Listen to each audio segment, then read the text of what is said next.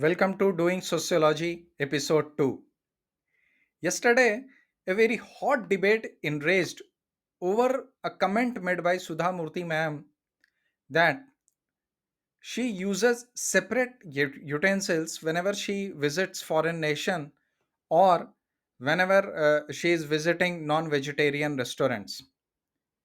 Allegedly, it is said that she shared that she does not mixes the utensils used by non-vegetarian people with her usage. She does not finds it comfortable. So most of the people commented that this is a very casteist idea. Now the question is not whether this idea is casteist. The question should be whether at present if someone practices vegetarianism in India, it is from casteist mindset or it could not be from casteist mindset. It is said that the idea of vegetarianism and non vegetarianism and not mixing the utensils of these two is the idea of purity versus impurity. And the idea is a casteist idea coming from caste. So the question is whether at present in our concurrent situation this idea remains to be a casteist idea or it is not a casteist idea. Whether the idea of vegetarianism and not mixing it with non vegetarianism is an idea of purity versus impurity. Its origin comes from the idea of purity versus impurity. Its origin may come from the idea of caste because many sociologists have argued it.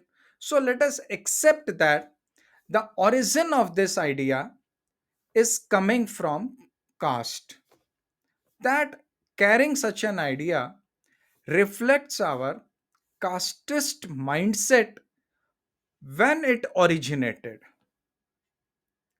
Now, let me take up a book, Social Change in Modern India by M.N. Srinivas. Very popular book. So, M.N. Srinivas, throughout the book, while discussing the word vegetarians, parallelly uses the word teetotaler with it. Vegetarians and teetotalers. He is constantly using this entire phrase. It is to be understood that M.N. Srinivas also discusses that the idea of vegetarianism could have come into Hinduism from Jainism and Buddhism, coming from two different thoughts, two different religious thoughts, and not directly from some other caste. It changed its format. It came to be shown as the sign of some supremacy that we are practicing vegetarianism. But Mn Srinivas also tells us that along with vegetarianism, the teetotaler, the idea of not consuming alcohol or consuming alcohol, is also an idea of purity versus impurity and is an idea of casteist mindset. Mr. Srinivas also gives us two terms, Vaidika versus Laukika. Laukika is secular, Vaidika Vedic. He also tells us that even alcohol is a mark of so called low caste. Why I use the word so called? Because Honorable Ambedkar uses the word so called whenever he's naming some caste. So called Dalits, so called low caste, so called Brahmins. So I'm using that. M.N. Srinivas discusses this that alcohol is a mark of low caste. But he further argues that traditional ideas of purity are giving way to the rules of hygiene. We witnessed it during COVID times.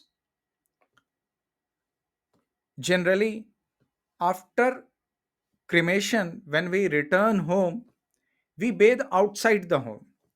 We leave our clothes outside, we bathe, and then we enter the house. The same activity we used to do during lockdown period or during COVID times. We used to leave our clothes outside. We used to bathe, wash our feet and hand, remove mask, and then enter. Somewhat similar, but dissimilar as well. So he tells us that traditional ideas of purity are giving way to the rules of hygiene. He further argues that purity, according to them, is nothing more than hygiene. Now, let me bring the concept of sociology of conflict and sociology of peace. I'll discuss one paragraph from the book of Amartya Sen, Identity and Violence. I'm reading it out. The same person can be, without any contradiction, an American citizen of Caribbean origin with African ancestry, a Christian, a liberal, a woman, a vegetarian, a long distance runner, a historian, a school teacher, a novelist, a feminist, a heterosexual, a believer in gay and lesbian rights, a theater lover, an environmental activist, a tennis fan, a jazz musician, and someone who is deeply committed to the view that there are intelligent beings in outer space with whom it is extremely urgent to talk, preferably in English. Each of these collectivities, to all of which this person simultaneously belongs, gives her a particular identity.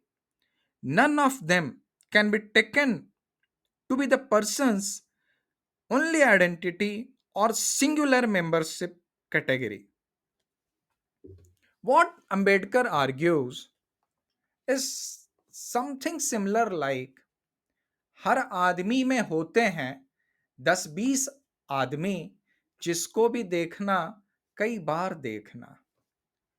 Amartya Sen argues that individuals have multiple identities that can coexist and intersect, and these identities can play different roles in various contexts. He critiques the tendency to reduce complex human beings to a single narrow identity and suggests that this reductionism can lead to misunderstandings, divisions, and ultimately violence. This is exactly what we witnessed on social media. Her views were, her allegedly views were presented in certain context, maybe out of context, but an idea was debated and most of us were reacting violently. Oversimplification of identities can contribute to conflicts. Recognizing and acknowledging the multiplicity of identities can promote empathy, understanding, and peaceful existence. Actually, Amartya Sen emphasizes the importance of dialogue, pluralism, and recognizing the interconnectedness of different aspects of human identity to foster a more harmonious and inclusive world. The question was, we changed the question which was posed by other people on social media. We agreed to one point, but then we dissected the truth differently. And then we brought the idea of sociology of conflict and sociology of peace. Now it's your turn. That's all for the day. Thank you very much for joining me.